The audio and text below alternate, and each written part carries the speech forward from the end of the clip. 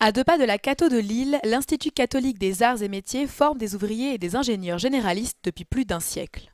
Aujourd'hui, l'ICAM propose des formations de Bac-5 à Bac+5. Parmi elles, le pré-apprentissage qui compte une vingtaine d'élèves. La particularité, c'est que ce sont des jeunes qui à la fois sont en échec scolaire et qui n'ont pas le savoir-être pour être en entreprise en alternance. Et du coup, on dit pré-apprentissage parce que la spécificité, c'est que l'école et l'entreprise se trouvent en fait au même endroit. Donc ces jeunes sont à la fois en formation académique chez nous et en entreprise, donc en production, dans l'atelier de production de l'ICAM. Et quand ils y sont, ils produisent des pièces qui sont vendues à des clients comme Bombardier ou ECL qui nous soutiennent dans ce projet. Et le produit de ces ventes contribue à financer à peu près les 2/3 de leur formation, ce qui n'est pas négligeable. Ils m'ont montré vraiment les parcours où je devais aller, le nombre d'années que ça allait faire, pour après aller travailler en entreprise. Donc on a discuté de tout ça et c'était pas mal. L'ICAM, c'est aussi 600 ingénieurs diplômés par an en France. Associée depuis son origine à la Compagnie de Jésus, cette école privée enseigne un développement personnel autant qu'un savoir technique et un projet professionnel. Ainsi, un voyage de 4 mois à l'étranger est obligatoire en 3e année de formation d'ingénieur.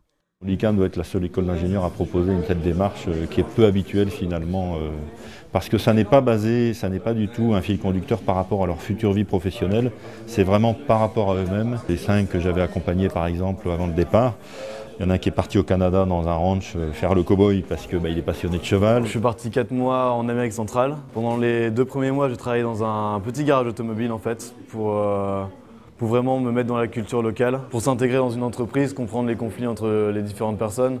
Vraiment, pour gérer un groupe, c'est bien d'avoir une expérience humaine comme ça, je pense. Très ouvert à l'international, l'Institut est partenaire de l'Université catholique d'Afrique centrale et accueille des ingénieurs en fin d'études.